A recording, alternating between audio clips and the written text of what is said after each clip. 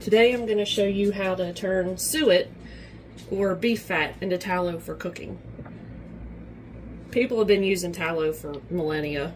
It mainly fell out of favor around the 20th century when industrial seed oil started coming onto the market. Tallow is prized for its high smoke point, long shelf life, and health benefits. It's got vitamins A, D, E, and K. Helps support bone health, immune function, and vision. And in a survival situation, this is great because 1 tablespoon of this equals 115 calories. Tallow has a variety of uses besides cooking. People use it to make candles, salves, soaps, lotions, so many things that you can make out of tallow.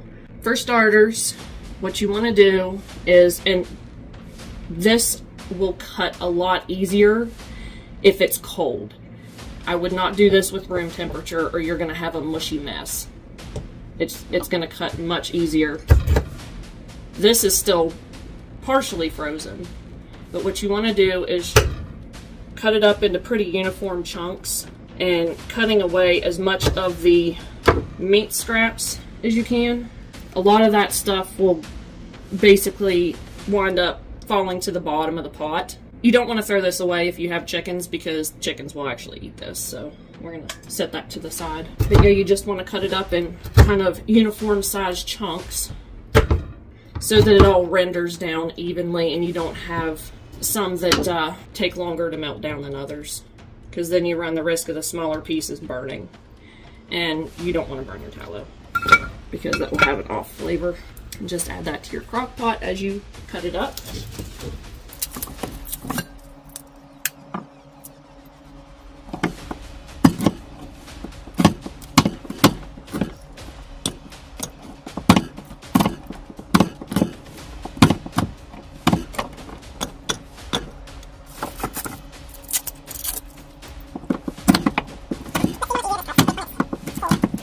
Some butcher shops, mine doesn't do it, but some of them, if you ask, they'll run it through the grinder.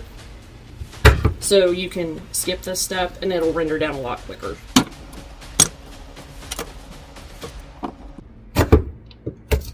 And always make sure you have a good sharp knife.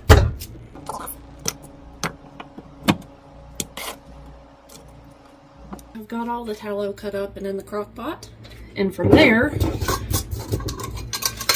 you want to add, I usually do about a palmful, a couple tablespoons of salt over the top.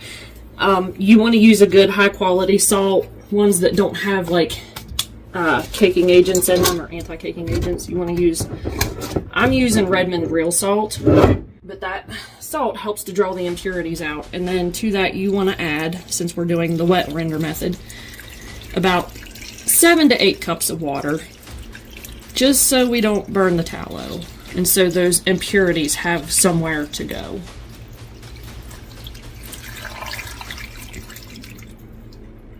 From there, you just want to put your lid on your crock pot, turn it on low, and watch for it to start melting.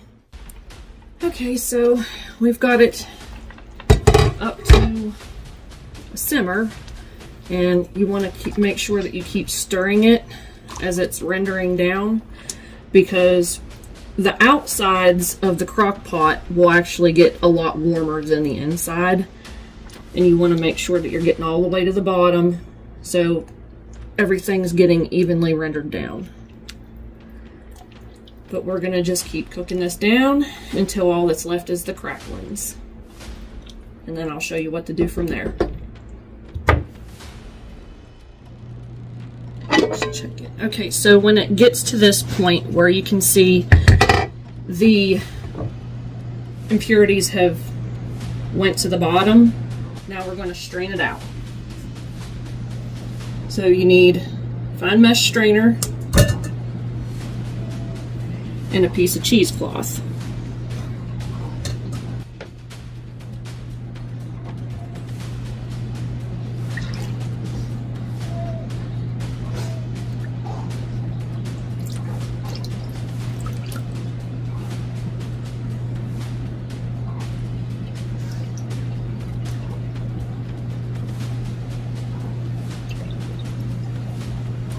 Okay, so got it all strained out, and it had to go in 2 bowls because there was so much of it.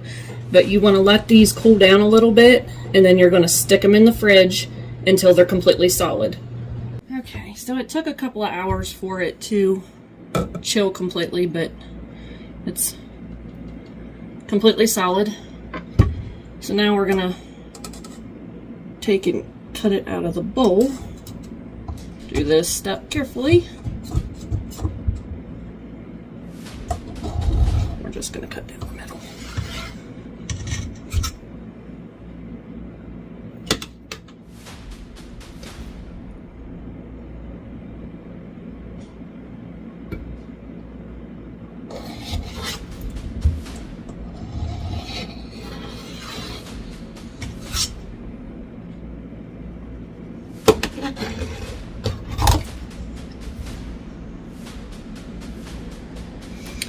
And what you'll see is the impurities here on the back.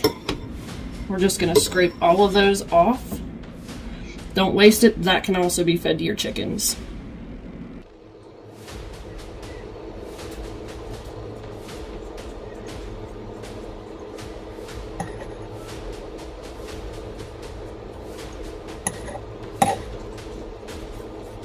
You just want to scrape it until you get that nice white color on both sides.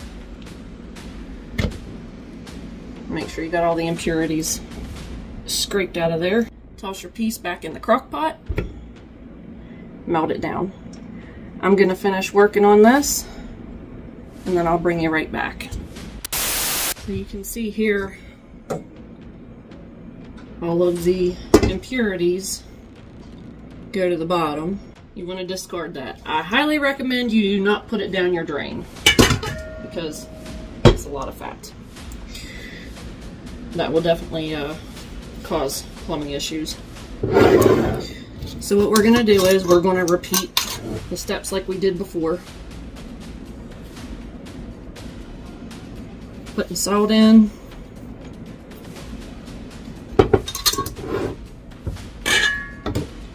Putting some water in.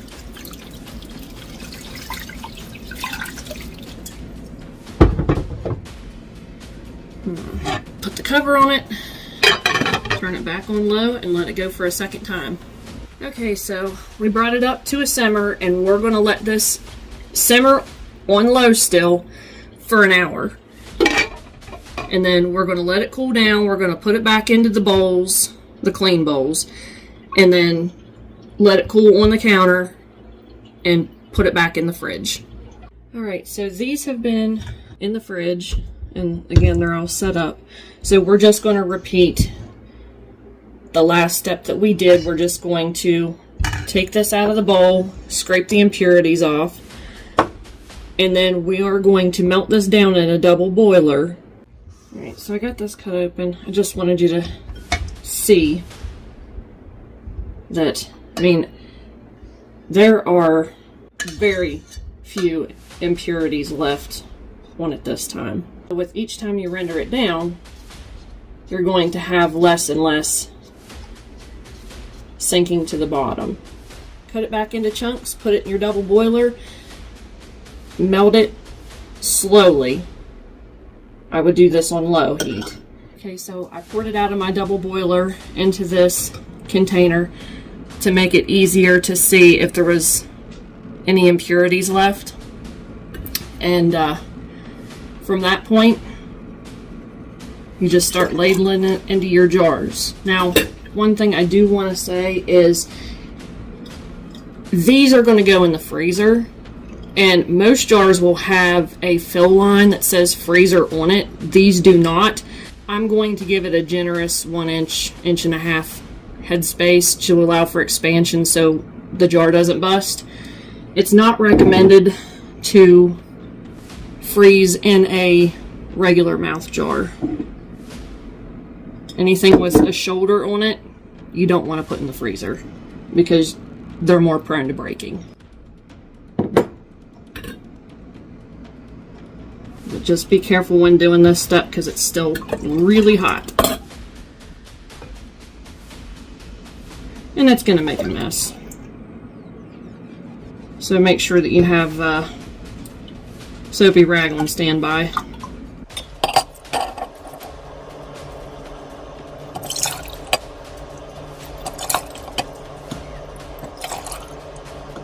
These will actually keep on the shelf, but this is one of my more long-term cooking fats, so this batch is going in the freezer. I do have some on the shelf already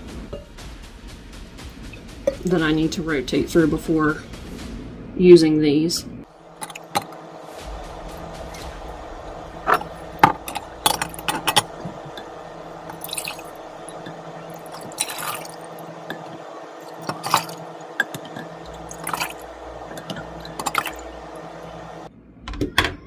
I'm just going to pour this last little bit in here.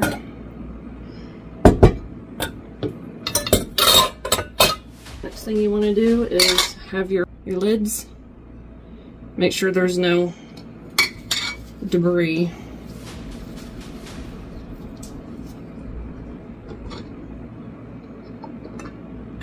Put your lid and your ring on it.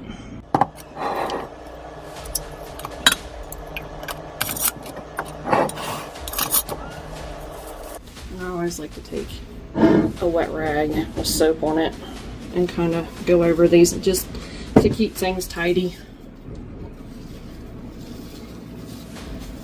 Let these sit out on your counter until they're cooled, and then they can be placed in your freezer, in your fridge, or they can be kept on the countertop. Try not to keep it near a heat source because they'll spoil faster. I think I'm going to put this one in the fridge because you can see where it's separated a little bit and there's a little water in this one. So that will be no good long term. So this one gets used first. But these two will be going in the freezer. Keep it away from your heat sources. And I mean, you can, just like bacon grease, it'll keep on your counter for a while. Well, that's going to wrap it up for this video. Hope you found this info useful and it encouraged you to give it a try. You can find my channel link down in the description of this video. Stay tuned for more great content on the MFTG channel as well.